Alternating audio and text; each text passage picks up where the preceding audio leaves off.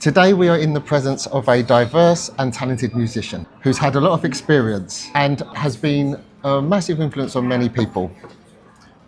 Also, I'm here with Laura, a bassist. I knew it.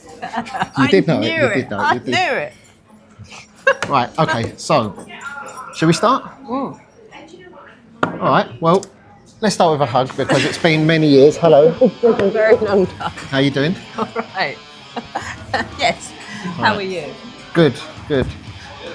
So we're going to obviously talk about 54, but I think because it's the first one, we'll keep it short so I can test that everything's working. I think I only did one gig, Jeremy.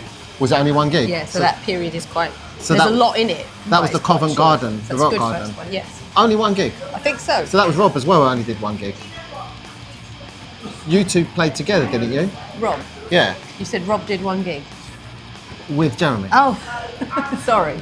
He must have, That right? makes sense. You met Rob at a party, Yes, I did. yeah? It must have been, it must have been Rob. We've got photos of it. Are we all in the way of the drummer? We can't see who it is. Yeah, the last one I put up, you could see Rob's little head there. So he was definitely at the rock garden. And Yeah, so that was my first gig and Rob's first Right, gig. 'cause and then Jeremy went. Because I met you, and then you met Rob at a party, Yeah. and we were looking for a drummer, and it turned out to be him. Yeah. Okay, all right, let's go right back to the start then.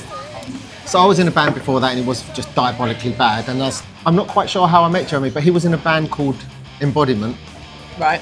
I've still got the audio tape. Now I really liked them, and it had Jeremy on guitar, had Glenn Abel, the bassist of 50, the first bassist of 54. It had Tim from Garrotted on the guitar, and it had Richard, who was a good friend of mine for a long time, on drums. And I really liked this band, and they arranged the coach to pick up people who wanted to see them, and the coach of like their fans go to the Army and Navy in Chelmsford to watch them play. And I bought a ticket and I went and saw them there. I must have been 16, 15. Anyway, somehow I've become friends with Adrian. This is where not Adrian, Jeremy. And I really wanted to work with him. I ended up getting him to come and rehearse with me, and we started writing these songs. And I must have said to Jeremy, can we get Glenn in? So Glenn came along too. And Glenn was happy just being the bassist after everything he did in Embodiment, because he was always shouting vocally like, rah, rah, rah, rah. He suited the band, but he always had a sore throat. And he started saying, oh, before every gig I need to drink some Baileys and all that kind of stuff.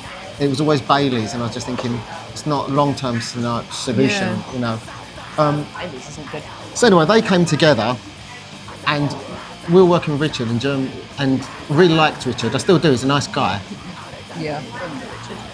So we were jamming together for a while, and then he said to me, when we were getting ready to record and stuff, he said he's not going to cut it. And the thing about Jeremy is his secret weapon is knowing the best drummers. When ultra sensitive too. Right. And he said, let me talk to someone and see if we can get someone in to replace him. He went and spoke to Dan Ford, who ended up being in the band Sick. But Dan said, yeah, I'll do it. So he come along, we rehearsed the stuff with him, and then bam, we were in a recording studio. But he was going to leave once the recording was done. And I remember thinking, I really like this guy. He's got a nice personality. He's a great drummer. And I'd been at his house playing this game called North and South on the Amiga.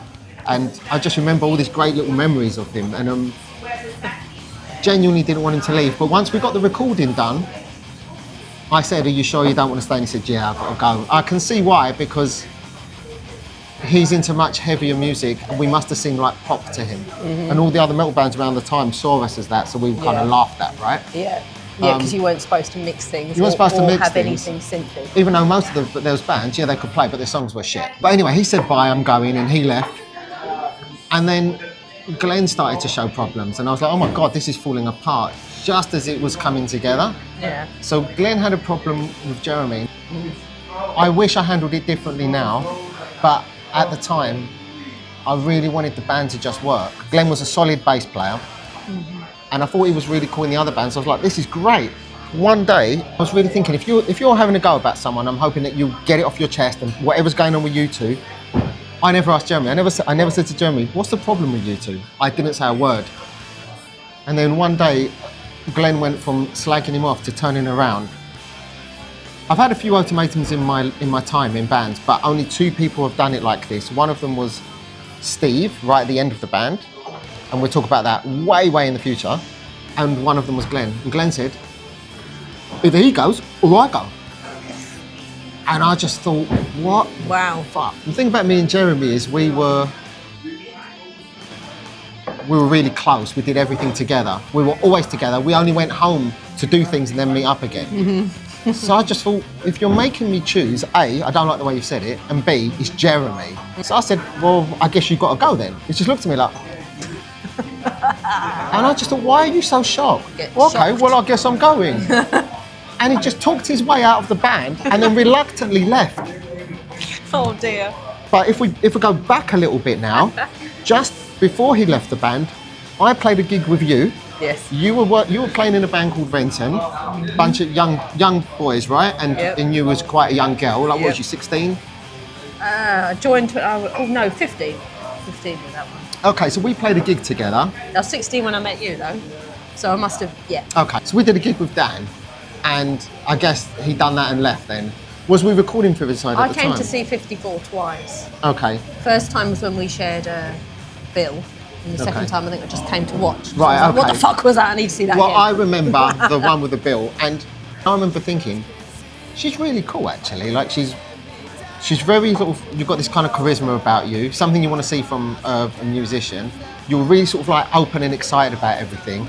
You were talking to me about how much you liked the band. Mm-hmm. And I just left there thinking, that girl's really... It blew me away. I've never heard metal before. So, and that, even now, I've listened to it for fucking nearly 20 years. Yeah. It's still, there's nothing else that I can say, oh, that is like that. Okay, so it must have been like a shock to your system. But it was a shock to my system how much you liked the band. Yeah. So I was like, okay, I think we have a fan here, you know. We hadn't really played, so no one had ever said they liked or disliked the music. You were really into it, and you were a bassist. And I remember thinking, like, if anything ever happened with Glenn, I'd definitely like see if we could, if it would work with her. But there's no way I would have got rid of Glenn to get someone else in unless they did something wrong. And I thought, I wonder if I can steal you. And long story short, you know, obviously you're in the band, so I'm gonna let you take over in a sec, but I'm gonna tell you this funny story first. Okay. So one day, so I'd obviously taken Jeremy from the band, and I took Glenn from the band. And one day, at some point, well, so it was the entire embodiment. Right. And we're all in rehearsal rooms, and they had a song called Alive and Screaming, and I just thought, how funny would it be if I played that song in here? So I went, whatever, whatever the riff was, and Glenn went right up to the mic, and everyone just come straight in and started playing Alive and Screaming, and then it all came to a grinding halt, and one of them turned around and went, hang on a minute, this is just embodiment, but with you in it. Glenn went, right, we went, Alive and Screaming, and then it dawned on everyone, and they all wanted to get away from each other, and they'd realised I'd put the band back together, but with me. And I just thought that was really funny. That's really funny. Okay, so now can you tell me your perspective from where the band come in and what you remember? Yeah, I remember